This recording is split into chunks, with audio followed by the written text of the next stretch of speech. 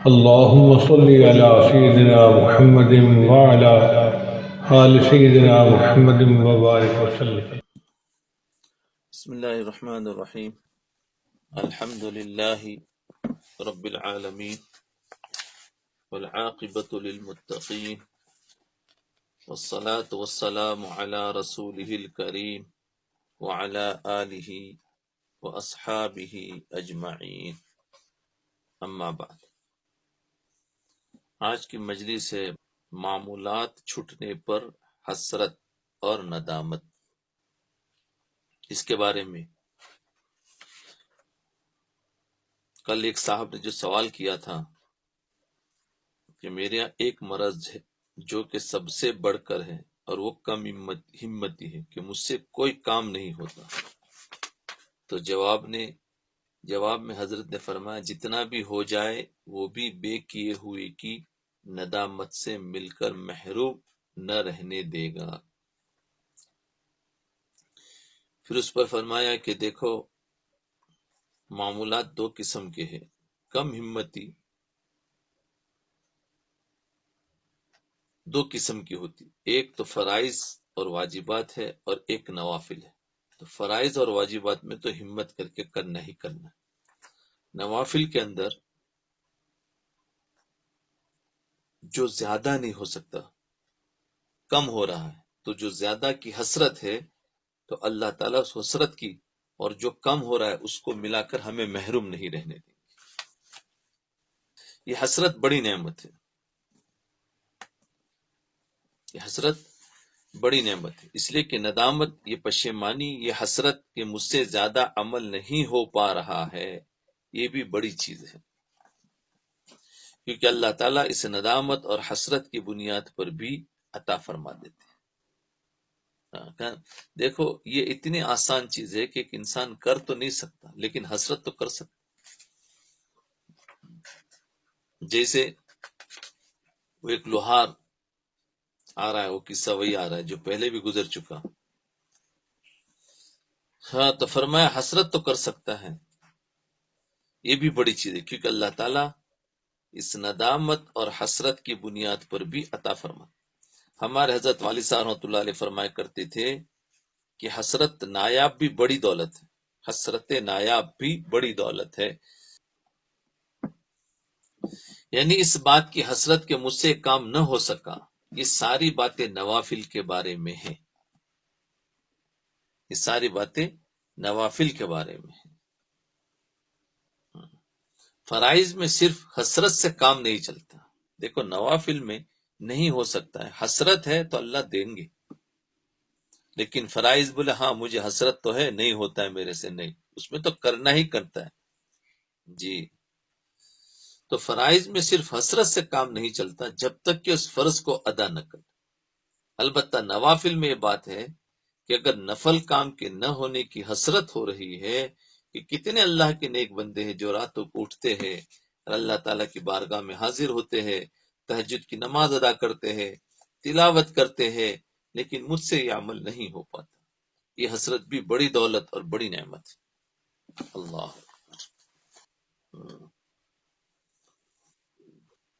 جی.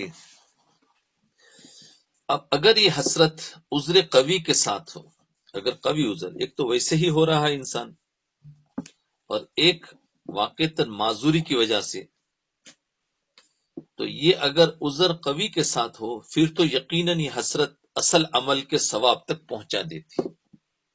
ویسے بھی یہ حسرت فائدہ مند ہے، لیکن واقعتاً انسان معذور ہے، بیمار ہے، زیادہ عمل نہیں کر سکتا، فرائض صرف پڑھ لیا، بستر پر پڑا ہوا ہے تو معذور ہے، اور حسرت ہے تو فرمایا تو پھر تو اس کو اصل عمل کے ثواب تک پہنچا دیتی. مثلا ایک حسرت کی معذوری کی وجہ سے بستر پر پڑا ہوا ہو، بیمار ہو، بستر سے اٹھ نہیں سکتا، اگر یہ بیماری نہ ہوتی اور میں تندرست ہوتا تو خوب نوافل ادا کرتا، خوب ذکر و اذکار کرتا، تو اور خوب دین کی محنت کرتا، جو بھی ہے. اگر بیماری نہ ہوتی میں تندرست ہوتا تو خوب کرتا، خوب ذکر و اذکار کرتا. ہائے افسوس کہ مجھ سے نوافل ادا نہیں ہو رہے، چونکہ حسرت عذر کی وجہ سے ہے اس لیے یقیناً یہ عذر عمل تک پہنچا دے گا اور اس کو وہی ثواب ملے گا جو تندرستی کی حالت میں کھڑے ہو کر نوافل پڑھنے میں ملتا ہے۔ تو حسرت بہت بڑی چیز ہے۔ تو حضرت عبداللہ بن مبارک رحمت اللہ علیہ اور لوہار کا واقعہ، ایک صورت یہ ہے کہ نوافل پڑھنے سے عذر تو کوئی نہیں ہے، ایک صورت تو یہ ہے کہ نوافل پڑھنے سے عذر تو کوئی نہیں ہے، البتہ کم ہمتی ہے۔ ہاں، مطلب وہ عبادت کرنے میں، نوافل کرنے میں کم ہمتی ہے۔ ایک تو عذر ہے تو اصل تک اجر ملے گا، اور کم ہمت کی وجہ سے حسرت ہو رہی کہ اگر ہمت ہوتی تو عمل کر لیتا۔ یہ حسرت کرنے والا بھی انشاءاللہ محروم نہیں رہے گا۔ میرے والد صاحب رحمۃ اللہ علیہ حضرت عبداللہ بن مبارک رحمۃ اللہ علیہ کا قصہ سنایا کرتے تھے۔ حضرت عبداللہ بن مبارک رحمۃ اللہ علیہ جو بڑے اونچے درجے کے اولیاء اللہ میں سے تھے، بہت بڑے محدث اور فقیہ تھے، جب ان کا انتقال ہو گیا تو کسی نے ان کو خواب میں دیکھا، ان سے پوچھا کہ اللہ تعالیٰ نے آپ کے ساتھ کیا معاملہ فرمایا؟ جواب دیا کہ اللہ تعالیٰ نے بڑا کرم کا معاملہ فرمایا اور بڑے اونچے درجات عطا فرمائے، البتہ مجھے وہ درجہ نہ مل سکا جو درجہ اللہ تعالیٰ نے اس لوہار کو عطا فرمایا۔ جو میرے گھر کے سامنے رہتا تھا وہ لوہار مجھ سے آگے بڑھ گیا۔ تو خواب دیکھنے والا شخص جب بیدار ہوا تو اس کو جستجو ہوئی، ڈھونڈنا ہو کہ وہ کون لوہار تھا اور کیا عمل کرتا تھا جس کی وجہ سے وہ حضرت عبداللہ بن مبارک رحمۃ اللہ علیہ سے آگے بڑھ گیا۔ وہ جاہل یا عالم، لیکن وہ آگے بڑھ گیا۔ چنانچہ وہ شخص اس محلے میں گیا، معلومات کی تو پتا چلا کہ واقعتاً حضرت عبداللہ بن مبارک رحمۃ اللہ علیہ کے گھر کے سامنے ایک لوہار رہتا تھا۔ اس لوہار کا انتقال ہو چکا، چنانچہ وہ اس لوہار کے گھر گیا، اس کی بیوی سے پورا خواب بیان کیا، اس کے بعد اس سے پوچھا کہ تمہارا شوہر کون سا ایسا نیک عمل کرتا تھا جس کے نتیجے میں وہ حضرت عبداللہ بن مبارک سے بھی آگے بڑھ گیا؟ جی، تو اس کی بیوی نے جواب دیا کہ وہ سارا دن لوہا کوٹتا تھا، کوئی خاص نیک عمل تو نہیں کرتا تھا، البتہ دو باتیں اس کے اندر تھی۔ ایک یہ کہ جس وقت وہ لوہا پیٹ رہا ہوتا یعنی کوٹتا، اس دوران اگر اذان کی آواز کان میں پڑتی تو فوراً کام بند کر کے مسجد کی طرف نماز کے لیے چلا جاتا، یہاں تک کہ اگر اس نے لوہا پیٹنے کے لیے ہتھوڑا سر سے اوپر اٹھایا ہوا ہوتا اور اس وقت اذان کی آواز کان میں پڑ جاتی تو وہ اتنا گوارا نہیں ہوتا تھا کہ اس کے ذریعے ایک ضرب اور لگا دو، بلکہ اس ہتھوڑے کو پیچھے کی طرف پھینک دیتا تھا اور نماز کے لیے چلا جاتا تھا۔ ایک بات تو یہ تھی، اور دوسرا یہ کہ ہمارے گھر کے سامنے ایک بزرگ حضرت عبداللہ بن مبارک رحمۃ اللہ علیہ رہا کرتے تھے، وہ رات بھر اپنے گھر کی چھت پر اللہ تعالیٰ کی عبادت میں کھڑے رہتے تھے، اور ایسا معلوم ہوتا تھا جیسے کوئی لکڑی کھڑی ہے۔ میرا شوہر ان کو اس طرح رات بھر عبادت کرتے دیکھ کر یہ حسرت کیا کرتا تھا کہ دیکھو یہ حضرت عبداللہ بن مبارک اتنے بڑے محدث، اتنے بڑے بزرگ ہے، اللہ تعالیٰ نے انہیں فراغت عطا فرمائی ہے جس کی وجہ سے رات بھر کھڑے ہو کر عبادت کرتے رہتے ہیں۔ اگر ہمیں بھی فراغت ہوتی تو ہم بھی ان کی طرح رات کو عبادت کیا کرتے ہیں۔ میرے والد صاحب رحمۃ اللہ علیہ فرمایا کرتے تھے کہ اللہ تعالیٰ نے اس لوہار کو اس حسرت کی وجہ سے حضرت عبداللہ بن مبارک رحمۃ اللہ علیہ سے آگے بڑھا دیا۔ اس لوہار کو اس حسرت کی وجہ سے عبداللہ بن مبارک رحمۃ اللہ علیہ سے آگے بڑھا دیا۔ اس لیے یہ حسرت بھی بڑی دولت ہے۔ وہ بیچارہ تھکا رہتا تھا، تھک کے چور ہو کر ابھی اور تو کچھ نہیں کر سکتا تھا، حسرت تو کر سکتا تھا، کاش میں بھی ایسا کرتا۔ یہ حسرت بھی بڑی دولت ہے۔ عبداللہ آگے بڑھا دیا۔ بہرحال اگر نوافل اور ذکر و اذکار وغیرہ زیادہ نہ بن پڑے تو کم از کم دل میں ان کے نہ کرنے کی حسرت ہی پیدا ہو جائے تو پھر وہ آدمی اللہ تعالیٰ کی رحمت سے محروم نہیں رہتا۔ اسی لیے حضرت والا نے جواب میں لکھا کہ جتنا بھی ہو جائے وہ بھی بے کیے ہوئے کی ندامت سے مل کر محروم نہ رہنے دے گا انشاءاللہ۔ اللہ اللہ، اللہ نے تو کتنا آسان کر دیا، لیکن ہم ہی ہیں کہ ہم اللہ تک پہنچ نہیں رہے، ورنہ اللہ تعالیٰ نے اپنے تک آنے کا راستہ بہت آسان کر دیا، بہت آسان کر دیا، لیکن کوئی چلنے والا نہیں ہے۔ جی، یہ راستہ پورا خالی پڑا ہوا ہے، کوئی ٹریفک بھی نہیں، دوسرے سارے راستے حب دنیا ہے، تکبر کے ہے، وہ جتنے راستے ہیں اس میں بہت ٹریفک ہے، ایک دوسرے سے آگے بڑھنے کے لیے بہت مشکل ہو جاتا ہے، اور یہ بالکل خالی پڑا ہوا ہے، اس راستے پر آ جاؤ، اور کم سے کم حسرت تو کر سکتے ہیں۔ اس جواب سے اس طرف بھی اشارہ ہو گیا کہ جتنا کچھ ہو سکے کر لیا جائے، جتنا کچھ ہو سکے کر لیا جائے، پورا نہ صحیح تو ادھورا ہی ہو، پورا نہ صحیح تو ادھورا ہی ہو، کامل کے خیال میں ناقص کو بھی چھوڑا نہ جائے، کامل کے خیال میں ناقص کو بھی چھوڑا نہ جائے، پھر اس کی تکمیل نہ ہونے کی حسرت سے پورے عمل کا ہی اجر ملنے کی توقع ہے۔ تکمیل، ہاں دیکھو، ایک انسان ہے کامل عمل تو نہیں کر سکتا، تو ناقص کی وجہ سے کامل یعنی کامل نہیں ہو سکتا، تو ناقص کو نہ چھوڑے، نفس کا دھوکہ دے، بس تیرے سے تو ہوتا تو ہے نہیں، چھوڑ دے، نہیں، وہ ناقص بھی جو ہو رہا ہے وہ بھی کر لو، ناقص تو کر لیا، لیکن کامل نہ ہونے کی جو حسرت ہے نا، تو اس کی وجہ سے اللہ تعالی کامل اجر کا ثواب عطا فرما دیں گے، کامل اجر ملنے کی توقع ہے، امید ہے، اللہ دے سکتے ہیں پورا کا پورا، کیونکہ حسرت تو کامل کی تھی، ہوا ادھورا، تو اس حسرت کو اس ادھورے کے ساتھ ملا کر اللہ کامل کا اجر دے سکتے۔ دیکھو کتنا راستہ آسان ہے۔ اور ایک سوال ابھی اور ہے، ایک صاحب نے کیا جو ہم سب کا سوال ہے، ایک اور صاحب نے حضرت تھانوی رحمۃ اللہ علیہ کو لکھا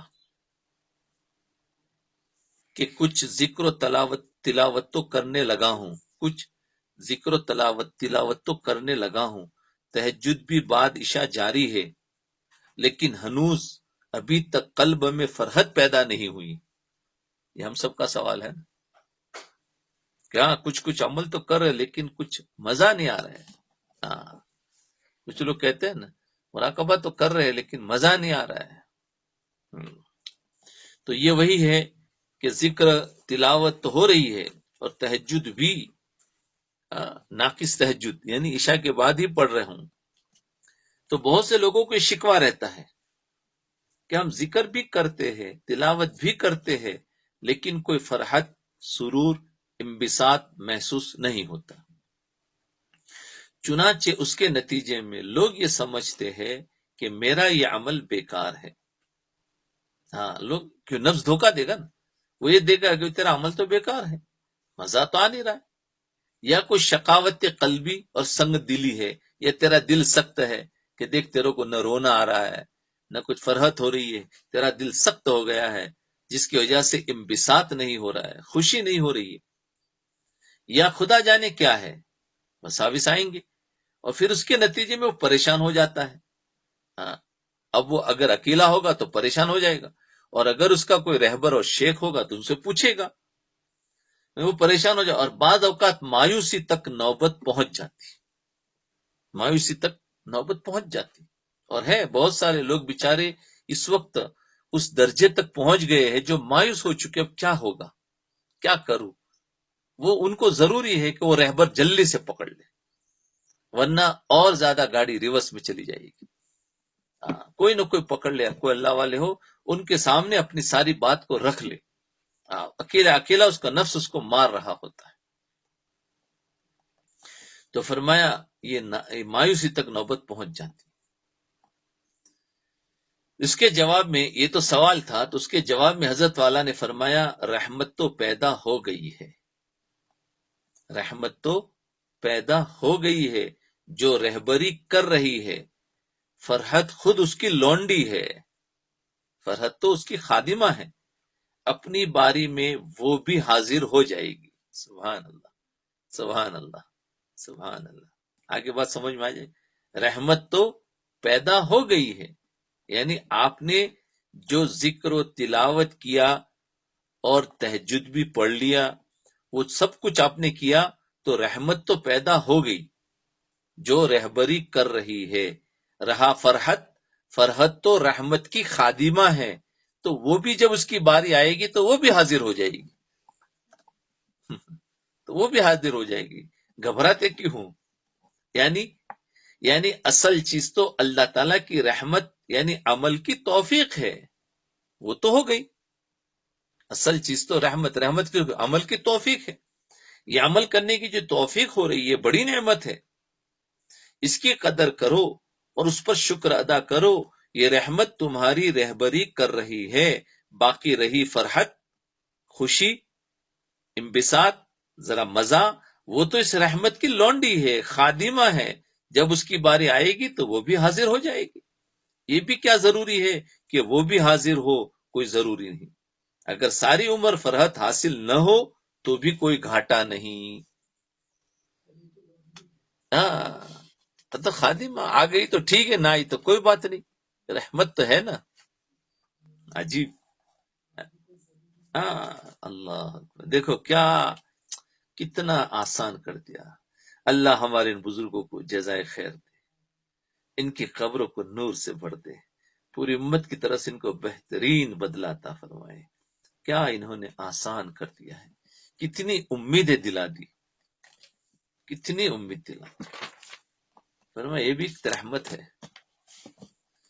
ورنہ تصوف تو پتہ نہیں لوگوں نے اتنا مشکل کر دیا تھا، تم تو محروم ہو جاؤ گے، تم نے ایسا نہیں کیا، تم نے ایسا نہیں کیا۔ اے دیکھو یہ تصوف ایک یہ ہے، کیسا بتا رہے۔ لوگوں نے بڑا مشکل کر دیا تھا۔ تو ان حضرت کی برکت سے اللہ تعالیٰ آپ کو بھی دے رہا ہے۔ لذت اور کیفیت مقصود نہیں، وہ لونڈی ہے۔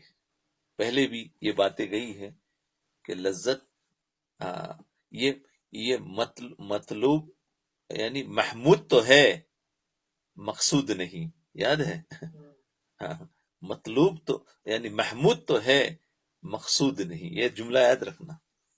محمود تو ہے، مقصود نہیں۔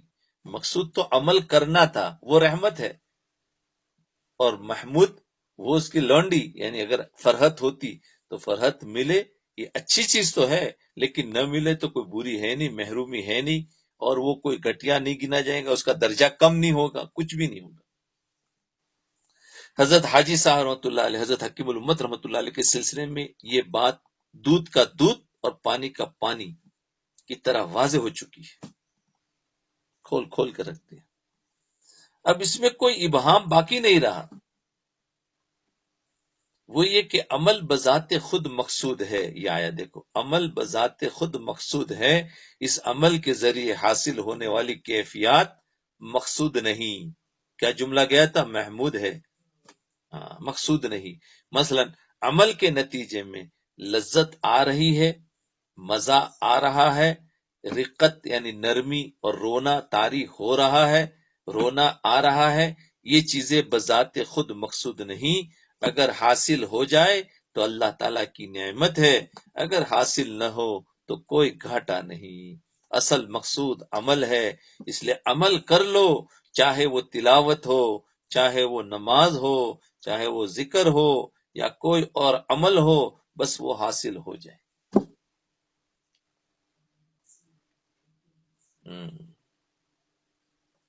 محمود ہے، مقصود نہیں۔ یہ جملہ ادھر نہیں ادھر تھا۔ اللہ اکبر، کتنا آسان، کتنا آسان ہو۔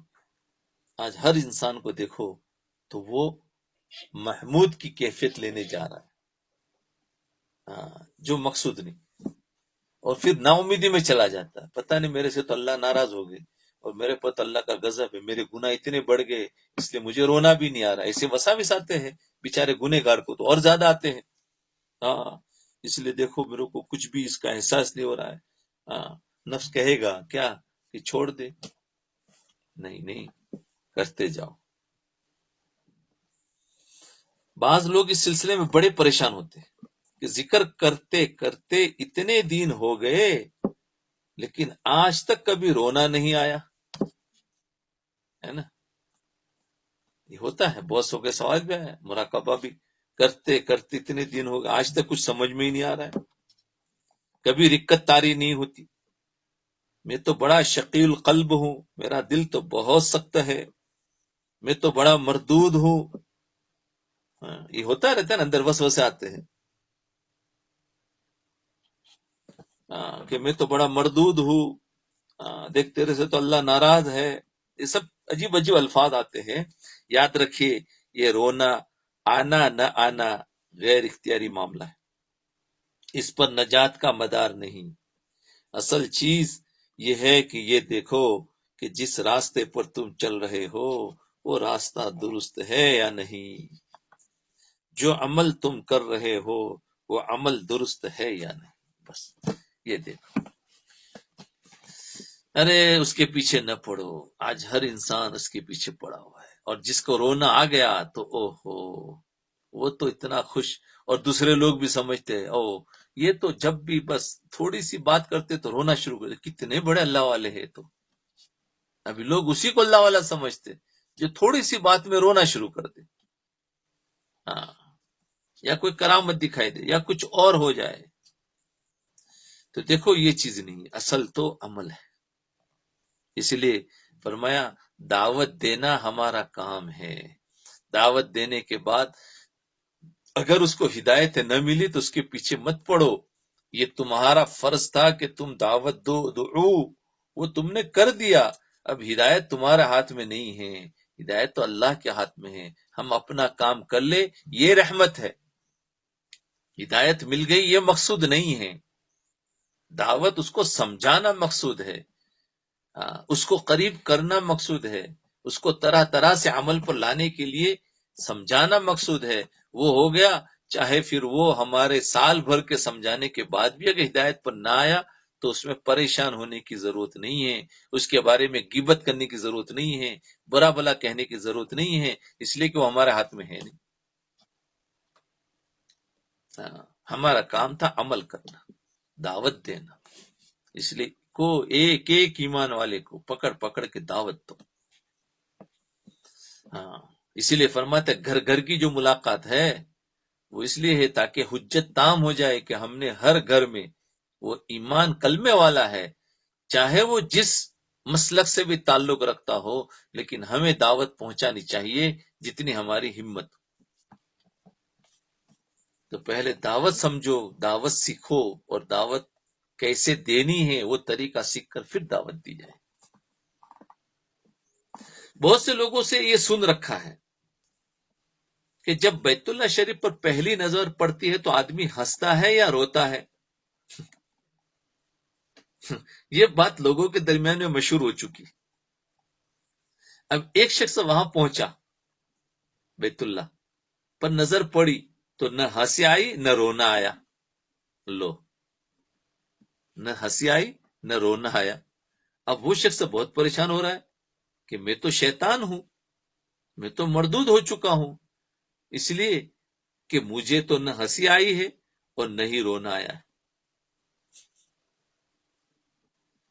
تو یاد رکھے وہاں پر ہنسنے اور رونے کی کوئی حقیقت نہیں ہے، ہاں کہ یا تو رونا آئے گا یا ہنسنا آئے گا، یہ تو سب ویسے ہی باتیں اڑا دی گئی، اس کی کوئی حقیقت نہیں۔ ارے جب وہاں پہنچ گئے اور بیت اللہ شریف پر نگاہ پڑ گئی اور وہاں پر حاضر ہو کر طواف کرنے کی توفیق ہو گئی تو بس یہ بھی اللہ تعالیٰ کا کرم اور احسان ہے، چاہے رونا آئے یا نہ آئے۔ اگر رونا آئے تو نعمت ہے، رونا نہ آئے تب بھی غم کی کوئی بات نہیں، اور اس کی وجہ سے محرومی نہیں ہوگی، اس لیے کہ یہ کیفیات مقصود ہی نہیں، ان کی طرف زیادہ دھیان کرنے کی ضرورت ہی نہیں۔ اصل یہ ہے کہ دیکھو کہ جو عمل معمور بھی ہے وہ ادا ہو رہا ہے یا نہیں۔ اللہ ساری امت کو سمجھا دو، بیچارے لوگ کتنے کتنے کتنے وساوس میں مبتلا ہے، سمجھا دو، بولے جو کر رہے ہیں بس یہ بھی اللہ کا کرم ہے۔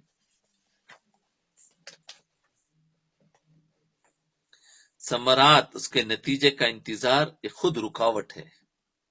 حدیث شریف میں آتا ہے اذا سرت کا حسنتک وساعت کا سیئتک فانت مؤمن، فرمایا یعنی تیری نیکی تجھے خوش کرے اور تیری برائی تجھے بری معلوم ہو تو تم مومن ہو. ایمان کی علامت بتا، تیری نیکی تجھے خوش کرے اور تیری برائی تجھے بری معلوم، برائی کرنے کے بعد جو برائی ہو یعنی برا معلوم ہو رہا ہے، فرمایا یہ ایمان کی علامت ہے.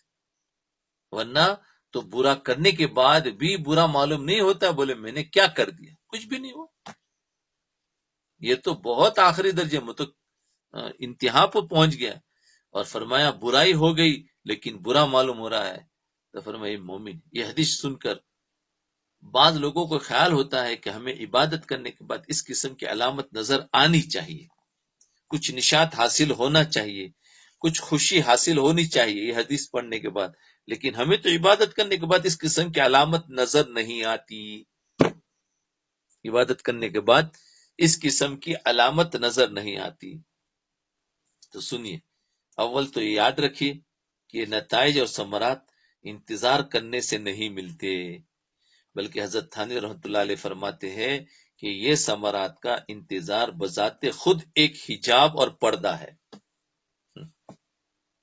تم اس نتیجے پر کہ مجھے خوشی معلوم ہوئی یا نہیں ہوئی، مجھے غم معلوم ہوا یا نہیں ہوا، تو فرمایا یہ بھی ایک حجاب ہے، اس کے انتظار میں مت رہو، وہ تو جب اس کا وقت آئے گا سب معلوم ہو جائے گا.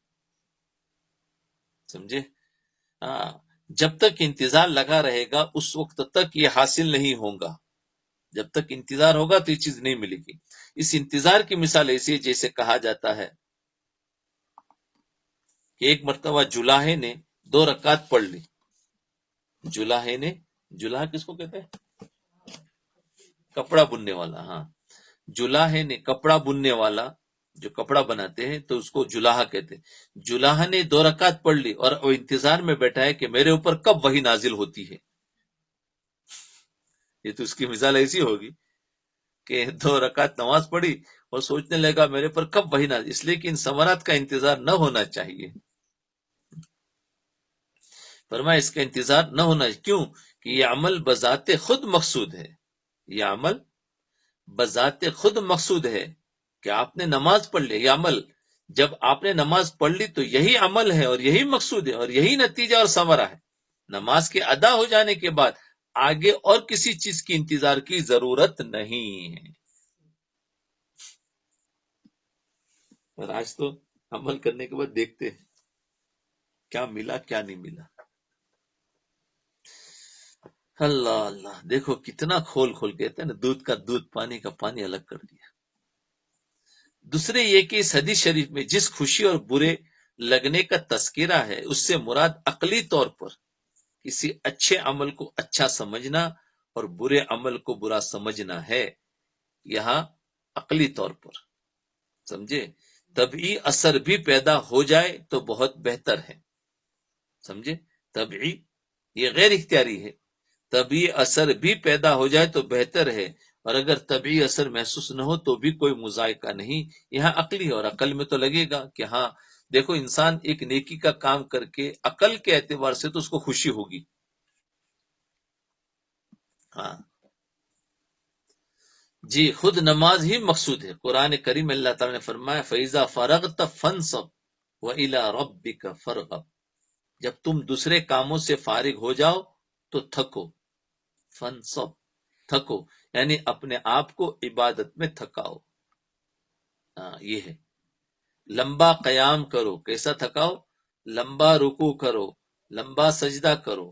اس آیت میں نماز کے اندر تھکنے کو بذات خود مقصود قرار دیا. یہی عمل ہے اور یہی مقصود وہ مطلوب ہے. اس عمل میں کسی اور چیز کی ضرورت نہیں. حضرت تھانوی رحمۃ اللہ علیہ کی تعلیمات میں اس کو بہت وضاحت سے بیان کیا گیا تاکہ لوگوں کے اندر مایوسی کی کیفیت پیدا نہ ہو.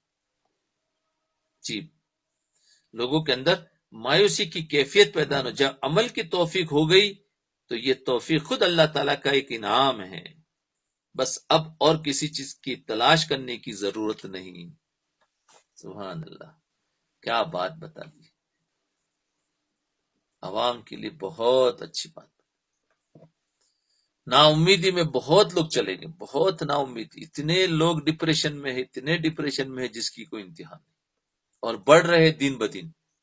اس کی وجہ کہ یہ دین معلوم نہیں. یہ دین اگر لوگوں کو پتہ چل جائے تو ہر ایک ڈپریشن سے نکل جائے گا. عجیب عجیب بیچارہ ہے. اب ان کے پاس نہ کوئی رہبر ہے، نہ کسی سے پوچھتے ہیں، نفس مار رہا ہے، اور پھر آگے جا کے بیچارے کسی کام کے نہیں رہتے. ہاں، اور پوچھیں گے بھی تو کون سا سوال. اور ایسے ایسے لوگوں سے جو بیچارے بالکل جاہل ہے، جو جاہل ہے ان سے پوچھتے ہیں. ارے اچھا، جب اپنی صحت کے لیے اچھا ڈاکٹر پکڑتے ہیں تو اپنی ایمان کی صحت کے لیے بھی تو اچھا ڈاکٹر پکڑنا چاہیے. ہاں جی، آج تو ہمیں ہر ایک کو پکڑ لی، بس ذرا سا کوئی زیادہ بیان اچھا کرتا ہے تو اس سے پوچھ لیا، یا کوئی عالم کی ڈگری لے کر آ گئے اس سے پوچھ لیا. یہ اس کا نہیں ہے، نہیں کام. وہ خود بیچارہ محتاج ہوتا ہے. ہاں،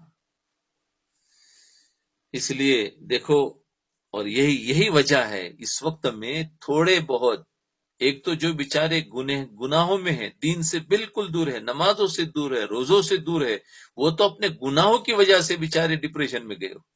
لیکن جو لوگ تھوڑے بہت اعمال کر رہے ہیں وہ ان کیفیات نہ ملنے کی وجہ سے ڈپریشن میں.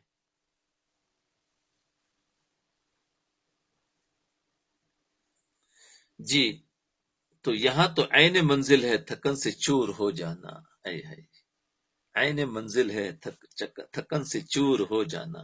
اسی مضمون کو ادا کرنے کے لیے کسی زمانے میں نے ایک شعر کہا تھا.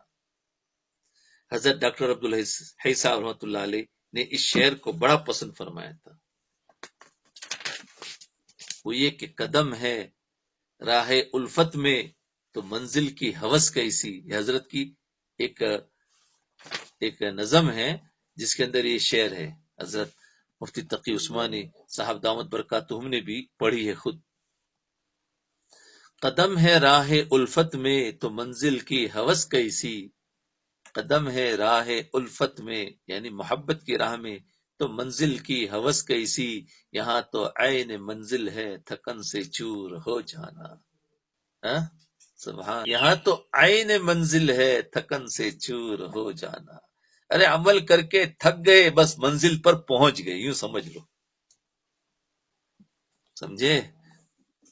عمل کر کے جو تھک گئے ہیں نا، صبح سے شام تک نمازیں پڑھ کر، تلاوت کر کے، دعوت دے کر، اور اس کی مدد کر کے، اس کی ہیلپ کر کے، گھر میں خدمت کر کے، اور سب کو جو یہ منزل پر جو تھک گئے نا، تو تھکن سے چور ہو جانا یہی تو عین منزل، آپ منزل پر پہنچ گئے.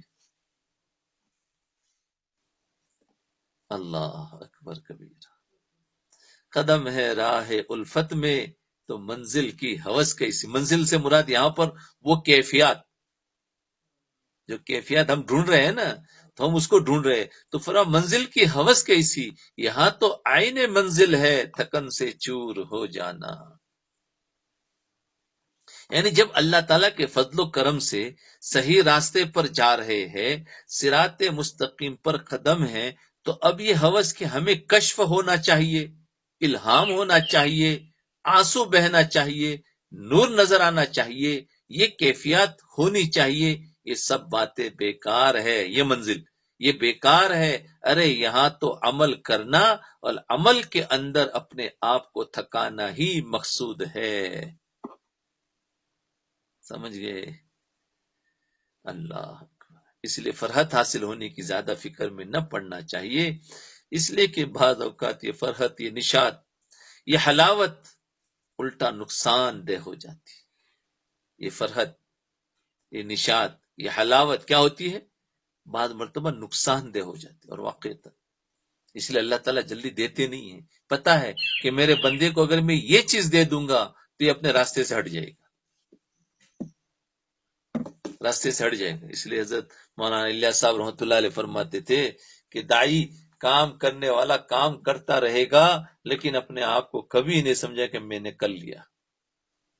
کیونکہ اگر یہ سمجھ جائے کہ میں نے کر لیا تو راستے سے پھٹک جائے گا، راستے سے ہٹ جائے گا. یہاں تو کرتا جائے گا، کہتے میں نے کچھ نہیں کیا، اور واقعتاً ایسے لوگ تھے جو آج تک آئے، کرتے جاتے تھے اور کہتے ہم نے کچھ نہیں کیا، ہم نے تو اور کرتے تھے اور کرتے، وہیں تھک کر بیچارے قبروں میں چلے گئے، منزل پر پہنچ گئے۔ تو یہ ہے کہ یہ مت ڈھونڈو کہ ہاں میں بن گیا، اصل میں دیکھنا چاہتے کہ اب میں کتنا بڑا بزرگ بنا۔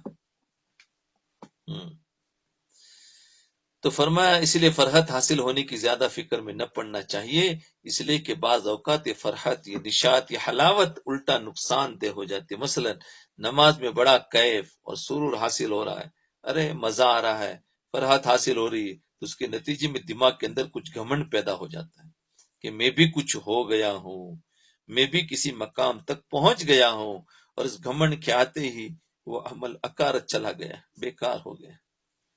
اس لیے بعض اوقات اس سرور اور کیفیت کے پیدا ہونے سے نقصان ہو جاتا ہے۔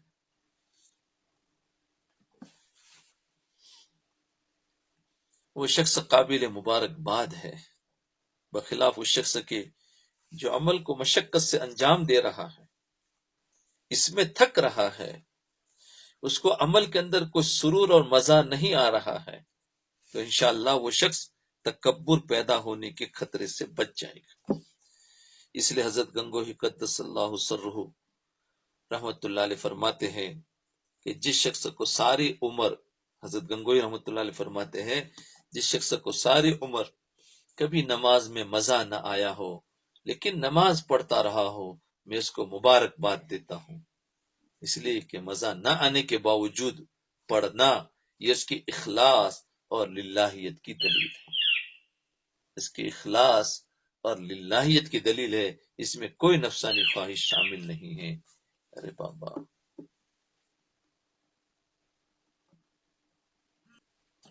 اس لیے حضرت تھانوی رحمۃ اللہ علیہ فرما رہے ہیں کہ فرحت حاصل ہو جانا، ہونے کی فکر میں زیادہ نہ پڑو، بس جو کام کر رہے ہو اس میں لگے رہو۔ فرحت تو عمل کی لونڈی ہے، فرحت تو عمل کی خادمہ ہے، جب اس کے آنے کا وقت آئے گا تو اس وقت میں وہ بھی حاضر ہو جائے گی اور بغیر انتظار کے آ جائے گی، اور اگر نہ آئی تب بھی کوئی مذائقہ نہیں، بلانے کی ضرورت نہیں ہے، اس لیے کہ مقصود عمل ہے اور وہ حاصل ہے۔ اللہ تعالی ہم سب کو ان باتوں پر عمل کرنے کی توفیق عطا فرمائے، آمین آمین یا رب العالمین، وآخر دعوانا ان الحمد للہ رب العالمین۔ مراقبہ کرنا ہے۔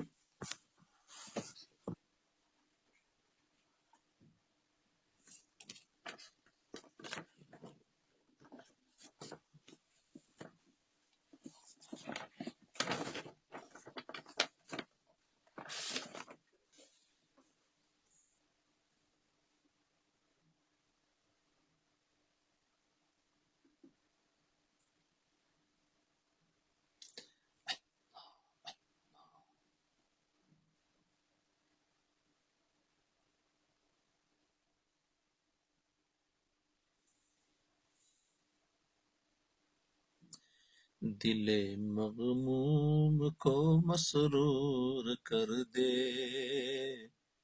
دل بے نور کو پر نور کر دے، دل مغموم کو مسرور کر دے، دل بے نور کو پر نور کر دے، دل مغموم کو مسرور کر دے، دل بے نور کو پر نور کر دے، فروزہ دل میں شمع طور کر دے، یہ گوشہ نور سے معمور کر دے، فروزہ دل میں شمع طور کر دے، یہ گوشہ نور سے معمور کر دے،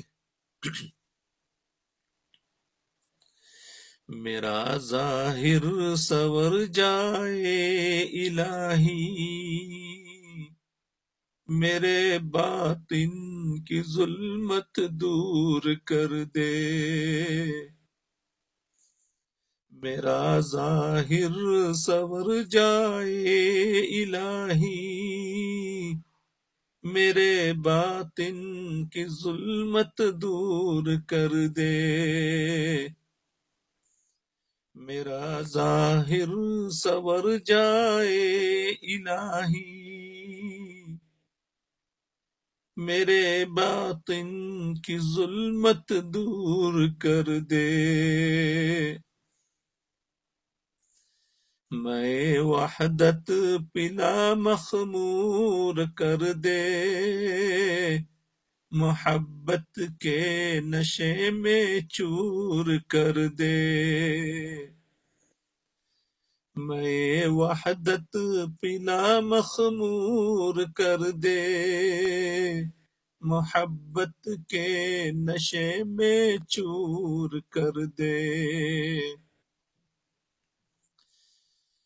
نہ دل مائل ہو میرا ان کی جانب، جنہیں تیری عطا مغرور کر دے، نہ دل مائل ہو میرا ان کی جانب، جنہیں تیری عطا مغرور کر دے، ہے میری گھات میں خود نفس میرا، خدایا اس کو بے مقدور کر دے، ہے میری گھات میں خود نفس میرا، خدایا اس کو بے مقدور کر دے، دل مغموم کو مسرور کر دے، دل بے نور کو پر نور کر دے، اللہ اللہ اللہ اللہ اللہ۔